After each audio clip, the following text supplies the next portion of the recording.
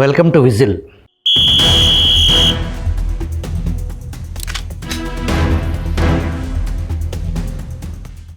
Whistle media సంస్థ పూర్తి స్వేచ్ఛగా ఇండిపెండెంట్ జర్నలిజం చేయటానికి కట్టుబడిన సంస్థ.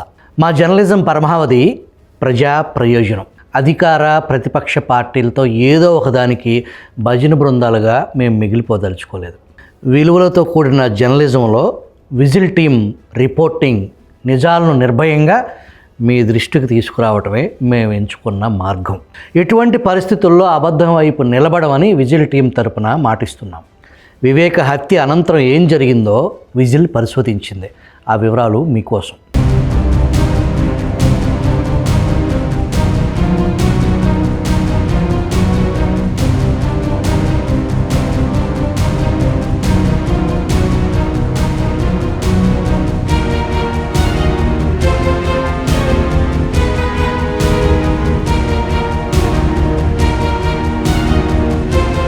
రెండు 2019 మార్చి 15 ఉదయం 7 గంటల ప్రాంతంలో వివేకానంద రెడ్డి మరణ వార్త తెలిసింది.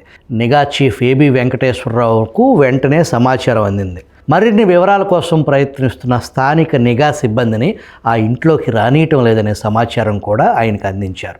దాంతో నిఘా చీఫ్ ఏబి అప్పటి డీజీపీ ఆర్పి ఠాగూర్తోనూ ఎస్పీ రాహుల్ దేవ్ శర్మతోనూ మాట్లాడి ఎస్పీని వెంటనే సంఘటనా స్థలానికి వెళ్ళవలసిందిగా సూచించారు.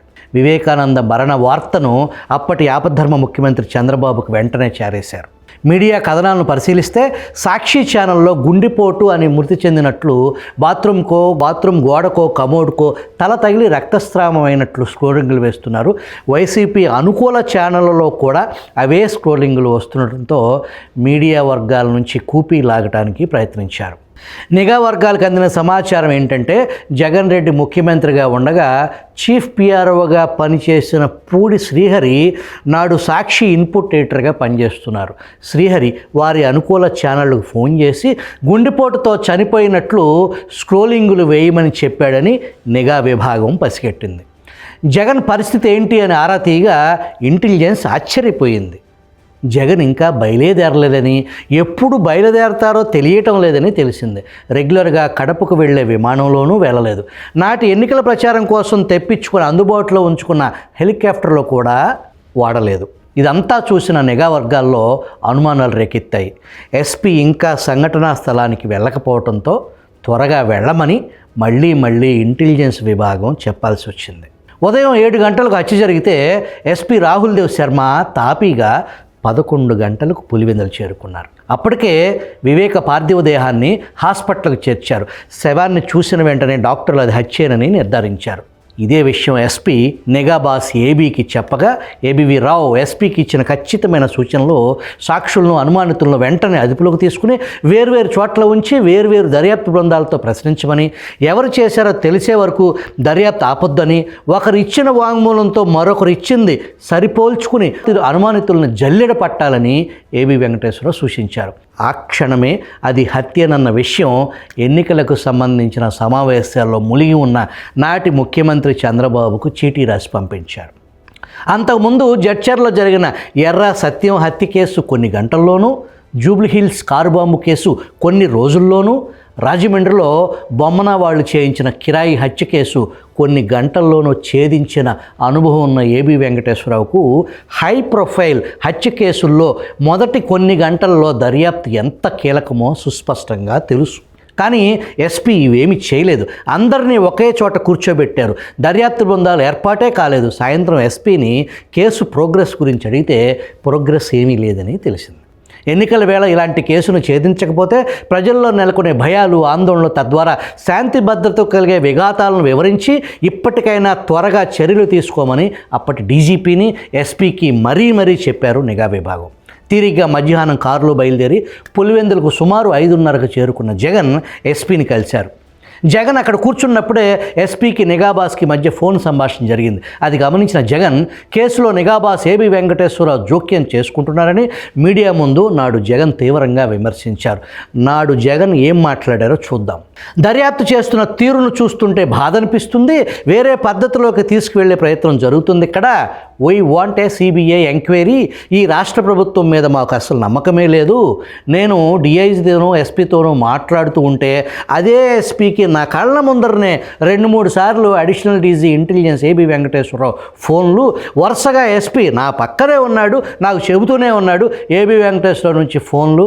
అంటే ఇంత దారుణంగా ఎస్పీతో డైరెక్ట్గా నా కళ్ళ ముందే ఇన్ని ఫోన్లు చేసి దీన్ని తప్పుదో పట్టించడానికి ఏ స్థాయిలో ప్రయత్నం చేస్తున్నారనే దానికి నిదర్శనం. అందుకనే నిజాలు బయటికి రావాలి. చేసిన వాళ్ళు ఎవరైనా కూడా, ఎంత పెద్దవాళ్ళైనా కూడా వాళ్ళ విషయాలు తెలియాలి. ఎందుకు చేశారన్న విషయం బయటకు రావాలి. ఒక పద్ధతి ప్రకారం జరిగిన ఈ అంశాన్ని ఎంక్వైరీ ద్వారా హత్య చేసిన వాళ్ళ మూలాల దగ్గరికి పోవాలి. ఎంత దారుణంగా జరుగుతున్నాయి పరిస్థితులు ఈ రాష్ట్రంలో, రాజకీయాలు ఈ స్థాయికి దిగజారాయి అని ఒక ముఖ్య నాయకుని దారుణ హత్య ప్రభావం అది ఎన్నికల సమయంలో దట్టు శాంతి భద్రతపై ఉంటుందని ఏబీకి తెలుసు. దాన్ని బేరజు వేసి రక్షణ బలగాలను, ప్రభుత్వ యంత్రాంగాలను అప్రమత్తం చేయటం నిఘా చీఫ్ డ్యూటీలో భాగమన్న చిన్న లాజిక్ జగన్ రెడ్డి మిస్ అయ్యారు. ఆ తర్వాత డీజీపీ అమిత్ గారి నేతృత్వంలో ఒక సిట్ను ఏర్పాటు చేయటం, రోజులు గడుస్తున్నా కేసు పురోగతి లేకపోవటం, ఇంకోవైపు సిబిఐ దర్యాప్తు కోరుతూ హైకోర్టులో పిటిషన్లు, వీటన్నిటి నేపథ్యంలో అసలు ఏం జరుగుతుందో, దర్యాప్తు ఎందుకు ముందుకెళ్ళటం లేదో తెలుసుకోవటానికి నిఘా విభాగం నుంచి ఒక సీనియర్ అధికారిని పంపిస్తే దిగ్భ్రాంతి కలిగే వాస్తవాలు తెలిసాయి. దర్యాప్తు చేసే అధికారుల్లో చొరవ, కమిట్మెంట్, కేసును ఛేదించాలనే పట్టుదల లోపించాయని, అనుమానితులందరినీ కలిపి ఒకే చోట కూర్చోబెట్టడంతో వారు కూడబడుక్కుని ఒకే విషయం చెబుతున్నారని, దర్యాప్తు అధికారులను బెదిరించే స్థాయిలో వాళ్ళు మాట్లాడుతున్నారని, సిట్లోని సీనియర్ అధికారులు విశ్రాంతి గృహానికే పరిమితమయ్యారని తెలిసింది. ఇదంతా ప్రభుత్వానికి నివేదించి అవసరమైన చర్యలు చేపట్టాల్సిందిగా నాటి డీజీ ఠాగూర్ను ఆదేశించమని సూచించిన నాటి నిఘా విభాగం. నిఘా విభాగపు చొరవను గమనించిన వైసీపీ నాయకత్వం విజయసాయిరెడ్డి ద్వారా అప్పట్లో తమకు పూర్తి అనుకూలంగా ఉన్న ఎన్నికల కమిషన్కు మార్చి 25 సాయంత్రం ఒక ఫిర్యాదు ఇవ్వటం, 26 సాయంత్రానికి నిఘా బాస్ ఏబీవీ రావును ఉద్యోగం నుంచి తప్పించడం చకచకా జరిగిపోయాయి. అప్పటికే ముందు చూపుతో నిఘా విభాగం తీసి ఉంచిన పులివెందుల్లోని అన్ని డేటా టవర్ల డంపులు, అవినాష్ రెడ్డి అనుమానితుల ఐపీడీఆర్ డేటాను ఈ కేసును ఛేదించడానికి సిబిఐ ఉపయోగించుకుంటుంది. కేసును హైకోర్టు సిబిఐకి ఇచ్చిన సంవత్సరం గడిచినా కేసులో ఏ విధమైన పురోగతి లేకపోవడంతో అప్పటికే సస్పెన్షన్లో ఉన్న మాజీ నిఘా చీఫ్ 2 సార్లు సిబిఐ దర్యాప్తు అధికారులను కలిసి తన వాంగ్మూలం తీసుకోమని వాళ్ళు స్పందించకపోవడంతో చివరికి సిబిఐ డైరెక్టర్కి ఏబీవీ రావు లేఖ రాయటంతోనే దర్యాప్తులో నాడు కదలికి వచ్చింది. చివరికి ఏబీ వాంగ్మూలం తీసుకున్నాక అటు నుంచి అట్టే కడప వెళ్ళిన సిబిఐ 2 నెలలు మకాం వేసి కేసును ఛేదించి మొదటి అరెస్టు చేసింది. అవినాష్ రెడ్డిని అరెస్టు చేయడానికి సిబిఐ చూపిన పేలవ పనితీరు తాస్తారం మీ అందరికీ తెలుసు. అవినాష్ రెడ్డికి సిబిఐ సహకారం, అవినాష్ రెడ్డి డ్రామా, ముందస్తు బెయిల్ సంగతి అందరికీ తెలిసిందే. ఆనాటి ఉదయం 4:30కు భారతీరెడ్డికి ఫోన్ చేసింది ఎవరో, భారతీరెడ్డిని విచారించాల్సిన సిబిఐ ఎక్కడుందో మనకు తెలియదు. నాడు వివేక హత్య సమయంలో డీజీపీగా ధృతరాష్ట్ర పాత్ర పోషించిన ఆర్పి ఠాగూర్ జగన్ ఏలుబడిలో కీలక స్థానాల్లో పనిచేశారు. ప్రస్తుతం కూటమి ప్రభుత్వం అదే ఆర్పి ఠాగూర్ను సలహాదారుగా ఢిల్లీ ఆంధ్రభవన్ ఇన్ఛార్జిగా నియమించారు. 100కో కోటికో ఒక్కరు నిలువెల్లా నిజాయితీ, సమర్థత కలిగిన రిటైర్డ్ డీజీ ఏబి వెంకటేశ్వరరావు ఎక్కడ?